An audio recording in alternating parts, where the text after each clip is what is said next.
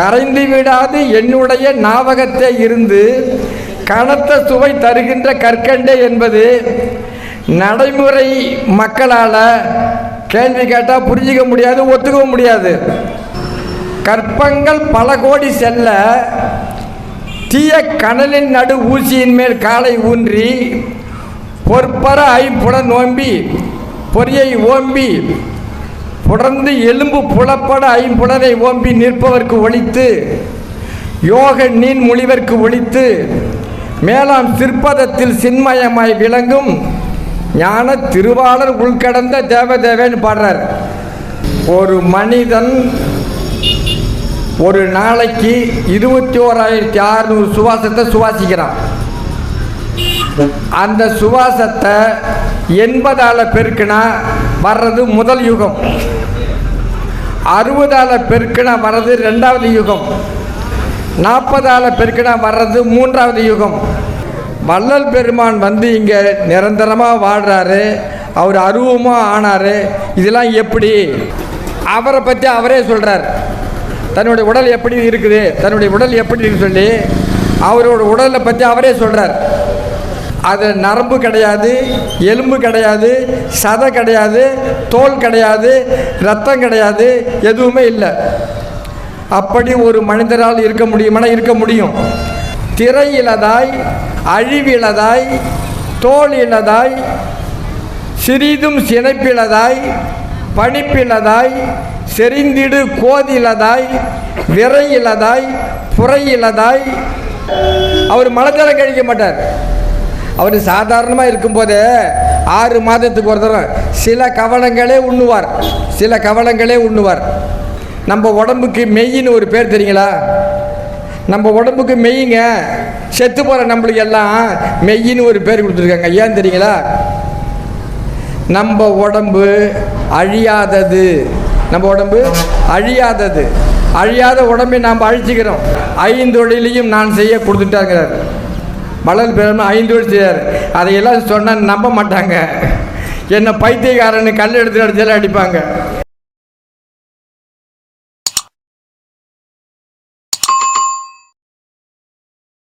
அருள் பெரும் சோதி, அருள் பெரும் சோதி, தனிப்பெரும் கருணை, அருள் பெரும் சோதி. பெரும் மதிப்பிற்குரிய இந்த விழாவிற்கு தலைமை தாங்கி கொண்டிருக்கின்ற பன்னீர் ஐயா அவர்களே,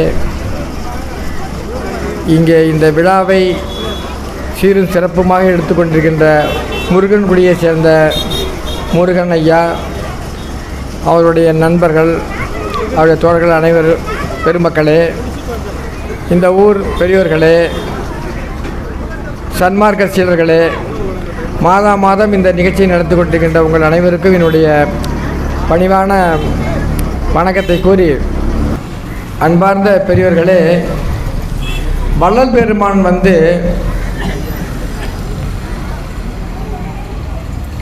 தன்னை பற்றி அவரே கூறுகிறார். அந்த 6000 பாடல்களும் அவர் அடைந்த நிலைகளை அவரே சொல்லிய செய்திகள் தான். அதில் அவர் என்ன சொல்கிறார் சொன்னால், ஒரு இடத்துல பொய் புகழேன், புனைந்து உரையேன், சத்தியம் சொல்கிறேன்னு சொல்கிறார். அவர் அடைந்த நிலைகளை நம்மால் நம்ப இயலாது. நம்ப இயலாத பொழுது இப்படிலாம் இருக்குமா, இருக்க முடியுமா அப்படின்னு நம்ம நினைப்போம். அப்படி நினைக்கும் பொழுது, இல்லைங்க, நான் சொல்கிறதெல்லாம் உண்மை, நான் பொய்யான எந்த ஒரு வார்த்தையும் சொல்ல மாட்டேன், கொஞ்சம் கூட்டி குறைச்சியும் சொல்ல மாட்டேன், நான் சொல்கிற வார்த்தையெல்லாம் சத்தியமான உண்மைன்னு சொல்கிறார். நான் இதை படிச்சுட்டே வரும்பொழுது, வள்ளல் பெருமானுடைய பாடல்களை படிச்சுட்டே வரும்பொழுது, இவ்வளவு தூரம் சொல்லியிருக்கிறாரு. ஆனாலும் என் மனசுக்குள்ளாரியே ஒரு முறை படிக்கும் பொழுது, கண்ணில் நீர் பெருகி கால் வழிந்து ஓடிடன்னு இருக்கிறார் வள்ளல் சாமி. வந்து கண்ணில் நீர் பெருகி கால் வழிந்து ஓடின்னு இருக்காரு. இங்கே இருக்கிறவங்க எல்லோரும் என்னை மன்னிக்கணும், நான் மனசுக்குள்ளே சொல்லிக்கிட்டேன், இதை எப்படி சாமி நான் நம்புறது அப்படின்னா, கண்ணிலிருந்து நீர் வடிஞ்சிச்சுன்னா தொப்புள் வரைக்கும் வரலாம், இடுப்பு வரைக்கும் வரலாம், முழங்கால் வரைக்கும், அதான் உஞ்சி போயிடுமே. அது கண்ணில் நீர் பெருகி கால் வழிந்து ஓடிடனா, காலிலிருந்து கீழெல்லாம் வடிஞ்சு ஓடுதுன்னா இதை எப்படி சாமி நான் நம்புறது அப்படின்னு சொல்லி எனக்குள்ளே நான் சொல்லிக்கிட்டேன். இப்படி நான் ஏதாவது நினைத்தால் இறைவனுடைய அருள் இது இப்படி தான் எனக்கு உடனடியாக நிரூபிக்கப்படுதுங்க. சில விஷயங்கள் நிரூபிக்கப்படுது. நான் கள்ளக்குறிச்சியில் ஒரு 2001 2007 வரைக்கும் மருத்துவம் பார்த்துக்கிட்டு இருந்தேன். அது ஒரு திண்ண மாதிரி ஒரு இடம், தனி இடம். அப்போது நான் 40 வயசு வரை, என்னுடைய 40 வயசு வரை என்னுடைய கொள்கைகள்லாம் வேற இருந்துச்சு. அதையெல்லாம் நினச்சி நான் வருத்தப்பட்டு இந்த அருள்பாவை படித்த பிறகு இதெல்லாம் நம்ம இளமையிலே படிக்காத போயிட்டோமே, இப்படிப்பட்ட செய்திகளாக படிக்காத போயிட்டோமே நினச்சி அந்த திண்ணையில் அப்படியே எப்படின்னு கேட்டால், இப்படி கீழே உட்காந்து காலை இப்படி குத்துக்கால், 2 காலையும் குத்துக்கால் விட்டு இப்படி உக்காந்தாங்க. இப்படி உக்காந்த நான் எவ்வளோ நேரம் உட்காந்தேன்னு எனக்கு தெரியாது, என்ன ஆச்சுன்னு எனக்கு தெரியாது. கொஞ்ச நேரம் கழித்து முழிச்சு பார்க்கும்போது அந்த சிமெண்ட்டு தரை நனைஞ்சு போய் கிடந்தது. நான் அந்த சிமெண்ட்டு தரையில் குத்துக்கால் வச்சு உட்காந்துருந்தேன். அந்த குத்துக்காலில் என் கண் இப்படி இருக்குள்ள, இந்த கண்ணீர் பட்டு இந்த கண்ணீர் இப்படியே ஓடி சிமெண்ட்டு தரை நனைஞ்சு போயிருந்தது. ஓஹோ, இப்படி தான் கண்ணில் நீர் பெருகி கால் வழிந்து ஓடிடுமா அப்படின்னு நான் நினச்சிக்கிட்டேன். புரியுதுங்களா? அதே போல் வள்ளல் பெருமான் ஒரு பாட்டில் கரைந்து விடாது என்னுடைய ஞாபகத்தை இருந்து கனத்த சுவை தருகின்ற கற்கண்டேன்னு பாடுறாரு. இதை எப்படிங்க நம்புறது? நல்லா நினச்சி பாருங்க. பொய்ப்புகளேன் புனைந்துரையேன் சத்தியம் சொல்கிறேன்னு வேற சொல்லியிருக்காரு. இப்போ வாங்க நடைமுறையில் என் நாக்கில் கொண்டாந்து கொஞ்சம் கல்கண்டை வைங்க, அது கரைஞ்சாதான் சுவைக்குமே தவிர கரையாட்டி சுவை வருமா? அப்போ கரையாதவே இருந்து சுவையும் தருமா? ஏன் சாமி, 2வது கேள்வி, ஏன் சாமி கரையக்கூடாதுங்கிறீங்க, அப்புறம் சுவையும் தருந்தீங்கன்னு, எப்படி சாமி இதை நான் நம்புறது அப்படின்னு நான் நினச்சேன். அஷ்டாங்க யோக நூலில் விபூதி பாதம் அப்படிங்கிற பகுதியை எடுத்து நான் படிச்சுக்கிட்டே இருந்தேன். அப்போ எந்த ஒரு தன்மையை நீ அடைய வேண்டுமானாலும் உன்னால் அடைய முடியும் என்பதற்கான இலக்கணம் சொல்லக்கூடிய பகுதி தான் அஷ்டாங்க யோகத்தில் விபூதி பாதம்ங்கிறது. அதில் ஒரு சுவையை தெரிந்து கொள்ள வேண்டுமென்றால், இப்போ இனிப்பு நம் நாக்கில் இருக்கிறதா நினச்சிக்கிட்டு சம்யம் செய்தல் தியானம் செய்தல். அப்படி தியானம் செய்தே இருந்தால் நம்ம நாக்கில் இனிப்பு சுவை, இனிப்பு அப்படியே இருந்துக்கிட்டே இருக்கும். கொஞ்சம் கூட அந்த சுவை குறையாது. நல்லா கவனிங்க. நீங்கள் தியானத்தில் உங்கள் நாக்கில் இனிப்பு இருப்பதாக நினைத்து கொண்டு தியானம் செய்து ஒரு நல்ல மேல்நிலை அடைந்த நபர்கள் நினைத்து தியானம் பண்ணால் நாக்கில் இனிப்பு வரும். அந்த இனிப்பு கொஞ்சம் கூட குறையாது, இனிச்சுக்கிட்டே இருக்கும். அப்போ கரைந்து விடாது என்னுடைய ஞாபகத்தை இருந்து கனத்த சுவை தருகின்ற கற்கண்டே என்பது நடைமுறை மக்களால் கேள்வி கேட்டால் புரிஞ்சிக்க முடியாது, ஒத்துக்கவும் முடியாது. அதுக்கு மேலே போன ஆன்மீகவாதிகளில் கேட்டாக்க இந்த மாதிரி அதுக்கு விளக்கம் சொல்லுவாங்க. அப்புறம் இன்னொரு பாடல்ல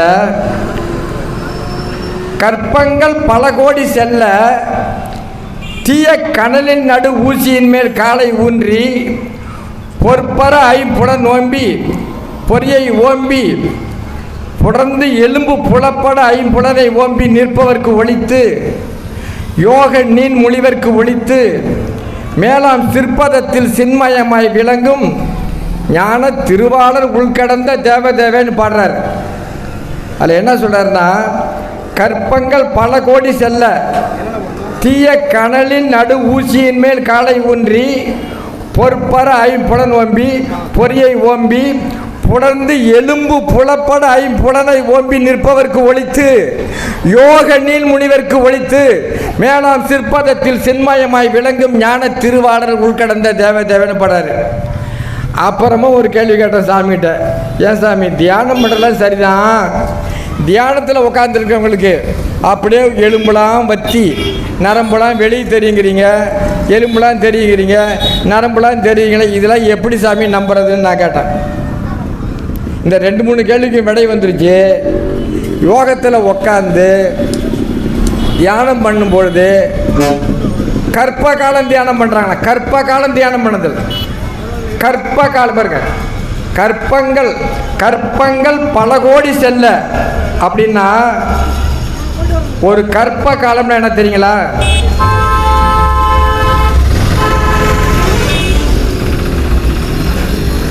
ஒரு மனிதன் ஒரு நாளைக்கு 21,600 சுவாசத்தை சுவாசிக்கிறான். அந்த சுவாசத்தை 80ஆல் பெருக்கினா வர்றது முதல் யுகம், 60ஆல் பெருக்கினா வர்றது 2வது யுகம், 40ஆல் பெருக்கினா வர்றது 3வது யுகம், 20ஆல் பெருக்கினா வர்றது 4வது இப்போ நடக்கிற கலியுகம். இந்த 4 யுகங்களும் சேர்ந்தா சுமார் ஒரு 8 கோடி ஆண்டு வரும். 8 சுமார் சொல்கிறேன், சுமார் கணக்கு. இந்த சதுர்யுகம் 71 சேர்ந்தது ஒரு கற்ப காலம். சதுர்யுகம் 1 சேர்ந்து 71 சேர்ந்து ஒரு கற்ப காலம். இப்படி 365 கற்ப காலங்கள் சேர்ந்தது பிரம்மாவுக்கு அரை நாள். இப்படி பிரம்மா வந்து 100 ஆண்டு காலம் ஆட்சியில் இருக்கிறார். அப்புறம் அவர் ரிட்டையர் ஆகிறார். அப்போ கற்ப காலம் தவம் செய்ய முடியும்னு சொல்லி வளர் பெருமனை இருக்காரு.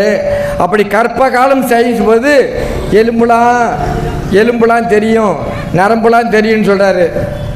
இதை எப்படி சாமி நான் நம்புறது அப்படின்ட்டு 3வது கேள்விப்பட்டேன். டேய் பிறங்க வரதாசுங்க வாடா அப்படின்னாரு. போனேன் திருப்பட்டூரில்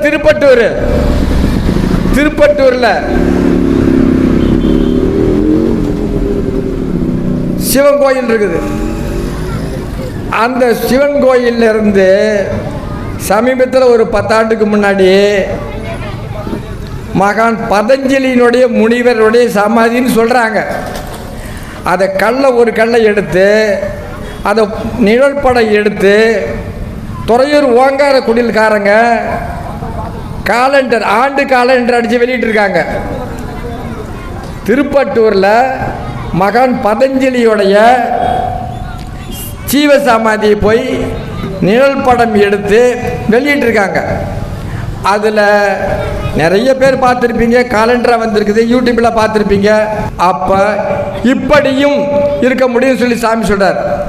இதையெல்லாம் நீங்கள் ஒன்று ஒன்றா பார்த்துக்கிட்டே போனீங்கன்னா அப்புறம் தான் தெரியும் வள்ளல் பெருமான் வந்து இங்கே நிரந்தரமாக வாழ்கிறாரு, அவர் அருவமாக ஆனார்.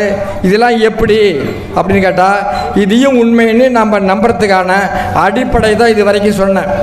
இப்போ சாமி சொல்கிறார் ஒரு இடத்துல, என்ன சொல்கிறார் பாருங்க, அருள் விளக்க மாலையில் அவரை பற்றி அவரே சொல்கிறார். தன்னுடைய உடல் எப்படி இருக்குது, தன்னுடைய உடல் எப்படி இருக்குன்னு சொல்லி அவரோட உடலை பற்றி அவரே சொல்கிறார். என்னன்னு சொன்னால், வள்ளல் பெருமான் வந்து கடைசி 2.5 ஆண்டுகள் பிரணவ தேகத்தில் வாழ்ந்தார். அவர் வந்து அருவமாறத்துக்கு முன்னாடி, இறைவனோடு கலக்கிறதுக்கு முன்னாடி 2.5 ஆண்டுகள் பிரணவ தேகத்தில் வாழ்ந்தார். பிரணவ தேகம்னா என்ன தெரியுங்களா? பலூன் மாதிரி. அது நரம்பு கிடையாது, எலும்பு கிடையாது, சதை கிடையாது, தோல் கிடையாது, ரத்தம் கிடையாது, எதுவுமே இல்லை. அப்படி ஒரு மனிதரால் இருக்க முடியுமானா இருக்க முடியும்.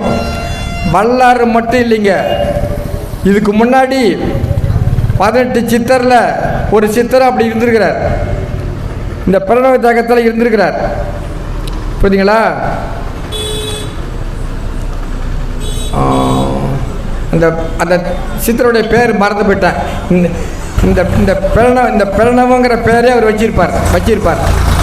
அதனால் பிரணவ தேகத்தில் சாமி வாழ்ந்தங்கிறத அவரே இருக்கிறார்.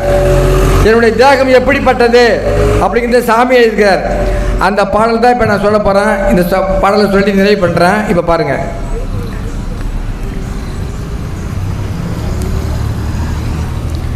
திரை இலதாய், இது அழக அருள் விளக்க மாலையில் இருக்குதுங்க.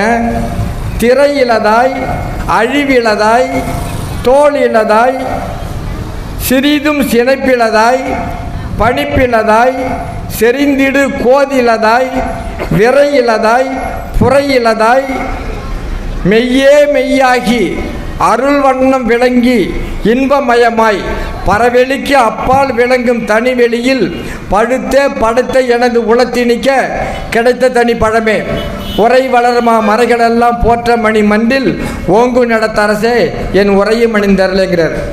இதில் என்ன சொல்கிறாருன்னா, வள்ளல் பெருமானுடைய உடம்புக்கு திரை அப்படின்னா தோல் கிடையாது.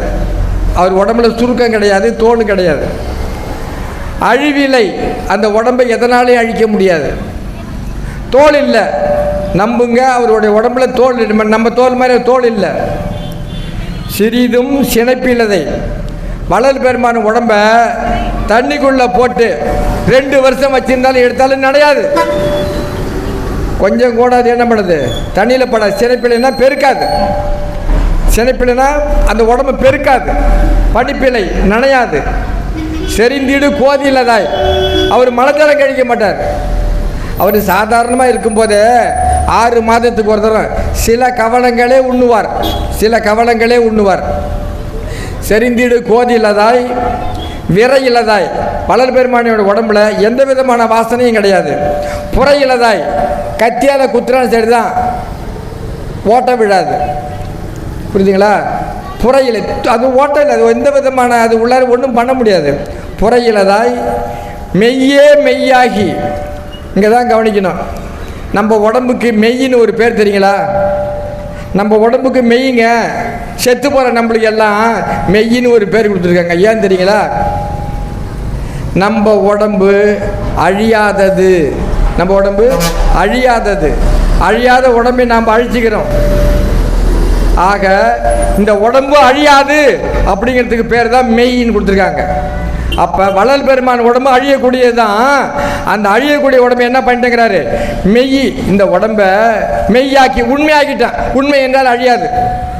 மெய்யே மெய்யாகினா அழியக்கூடிய இந்த உடம்பை நான் அழியாத உடம்பாகிட்டேன். மெய்யே மெய்யாகி, அதான் இதுக்கு அர்த்தம்.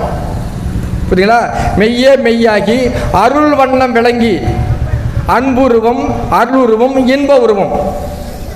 அதான் சுத்த தேகம், பிரணவ தேகம், ஞான தேகம். அருள் வண்ணம் விளங்கி இன்பமயமாய், அவர் உடம்பு நினைச்சா எப்படி இருக்கு? இன்பம் பொங்குது. ஒன்றும் இல்லைங்க. சாதாரணமாக நீங்கள் மார்கழி மாதத்தில் 4 மணிக்கு குளிச்சுவிட்டு சட்டை போட்டு வந்து பாருங்கள், பகலில் உங்கள் உடம்புல அதாவது ஆரோக்கியம் மணக்கும். தினம் ஒழுங்காக குளித்தாலே உடம்புல ஆரோக்கியம் மணக்கும். வள்ளல் சாமி உடம்புல இன்பமயமாய். இதெல்லாம் பெருசு இல்லை. அடுத்தாப்புல சொல்கிறாரு, பரவெளிக்கு அப்பால் விளங்கும் தனி வெளியில் படுத்த எனது உளத்திணிக்க கிடைத்த தனி பழமேங்கிறார். சாமி எங்கே போயிட்டு வர்றாரு? சுத்த வெளி, சிவவெளி, பரவெளி, பால்வெளி, உபசாந்த வெளி, சிவவெளி சொல்கிறோம்ல. எத்தனையோ எளிகளில் பரவெளின்னு ஒரு வெளி இருக்குது. அங்கே போகிறார். அங்கே போய் ரொம்ப நாள் தங்கிட்டு அப்புறம் கீழே வர்றார். பரவெளிக்கு அப்பால் விளங்கும் தனி வெளியில் படைத்த எனது உளத்திணிக்க கிடைத்த தனி பழமே உரை வளருமா மறைகள் எல்லாம் போற்ற மணி மென்றில் ஓங்கு நடத்தரசே எனது உரையும் அணிந்தரலைங்கிறார். இப்போ வள்ளல் பெருமான் எப்படிப்பட்டவர், எப்படிப்பட்ட உடல் கிடைச்சது? காற்றாள், புவியாள், ககன மதனாள், கனலாள், புடனாள், கதிராதியாள், கூற்றாள், பிறையேற்றும் கொடுஞ்சைகளால், கோளால், வேற்றால், எஞ்ஞான்றும் அழியாதே விளங்கும் வெய்யளிக்க வேண்டும் என்று மிரந்தளித்தான். இந்த பாட்டில் ஒரே ஒரு வரி போட்டிருக்காரு, சட்ட நிபுணத்துவத்தோட. வேற்றாலே எஞ்ஞான்றும் அழியாதே விளங்கும் மெய்யளிக்க வேண்டும்னாரு. என்னென்னமோ சொல்றாரு, காத்தால் அழிவு வரக்கூடாது, கடலால் வரக்கூடாது, புலால் கூடாது, கோளால் கூடாது, இவ்வளோ தானா? நான் சொல்லாத விட்ட எதாலையும் அழிவு வரக்கூடாதுட்டார். இதுவரை நான் சொன்னதில் நான் சொல்லாமல் விட்ட எதனாலும் எனக்கு அழிவு வரக்கூடாதுங்கிற. அது என்னது? வேற்றாலே எஞ்ஞான்றும் அழியாதே விளங்கும் மெய்யளிக்க வேண்டும் என்று விரைந்தளித்தான் எனக்குங்கிறார். புரியுதுங்களா? இப்படிப்பட்ட உருவம் தாங்கிய வள்ளல் பெருமான் என்ன 5 தொழிலையும் நான் செய்ய கொடுத்துட்டாங்கிறார். வள்ளல் பெருமான் 5 தொழில் செய்யார். அதையெல்லாம் சொன்னால் நம்ப மாட்டாங்க. என்னை பைத்தியக்காரன்னு கல் எடுத்து அடிச்சாலும் அடிப்பாங்க. அதனால் முதல்ல மனிதனால் நீண்ட காலம் வாழ முடியும், நோய் இல்லாத வாழ முடியும். இதுக்கெல்லாம் நம்மகிட்ட வழி இருக்குது. தமிழ் மருத்துவத்தில் நிறைய இருக்குது. நீங்கள் தமிழ் மருத்துவத்தை படித்தா நம்மளால் நம்ப முடியாத செய்தியெல்லாம் நீங்கள் நம்புவீங்க. அதுக்கு ஒரு சின்ன உதாரணம் சொல்லி நான் விடைபெறேன், கேளுங்க. இந்திரகோபன்னு ஒரு பூச்சி இருக்குது. நீங்கள் மருத்துவத்தை படித்தாதான், தமிழ் மருத்துவத்தை படித்தாதான் நம்ப முடியாத உண்மைகள்லாம் நம்பலாம். இந்திரகோபன்னு ஒரு பூச்சி இருக்குதுங்க. அந்த பூச்சை இந்த விவசாயிகள் வந்து ஆடி மாதத்தில் ஏறி உழுந்து விதப்பு விதைக்குள்ள வெல்வெட்டு மாதிரி சிவப்பாக ஒரு பூச்சி ஓடும். சிவப்பாக ஒரு பூச்சி அந்த ஓடும், வெல்வெட்டு மாதிரி சிவப்பாக இருக்கும், பவளம் மாதிரி இருக்கும். அந்த பூச்சை கொண்டாந்து நம்ம கொல்லக்கூடாது ஐயா, இதை கொல்லக்கூடாது. ஆனால் இந்த மருத்துவத்துக்காக சொல்கிறேன். அந்த பூச்சை கொண்டாந்து இடித்து சளிச்சு நிறைய பூச்சை கொண்டாந்து இடித்து சளிச்சு கண்ணாடி டப்பாவில் போட்டு வச்சுட்டு அடுத்த ஆண்டு அதே ஆடி மாதம் இந்த தூளை கொண்டு தண்ணியில் அந்த விதப்பப்பை போட்டால் ஒவ்வொரு தூகளும் கால் மொழித்து ஓடும் செய்து. தெரியுங்களா? இதை நம்புறீங்க நீங்கள் யாராவது? இதை கண்ணால் நம்பின பிற்பாடு வள்ளலார் வந்து சாகாதிருக்கான்னு சொன்னால் அழியாத நிலையில் இருக்க முடியுங்கிறதுக்கு எத்தனையோ உதாரணங்கள் இருக்குது, லட்சக்கணக்கான உதாரணம் இருக்குது. அதை பேசுவதற்கு இந்த மேடை எனக்கு இடம் தரல, நேரம் முடியுது. அதனால் மீண்டும் இது பற்றி நிறைய பேசலாம், நிறைய செய்திகள் இருக்கிறது என்று கூறி, இதுவரை எனக்கு கொஞ்சம் நான் ஐயா முருகன் கொடுத்த விட கொஞ்சம் நேரம் அதிகமாக தான் எடுத்துக்கிட்டேன் என்று கூறி மன்னிக்கணும்னு சொல்லி விடைபெறுகிறேன். நன்றி, வணக்கம். அருள் பெரும் சோதி தனிப்பெருங்கருணை அருள் பெரும் சோதி.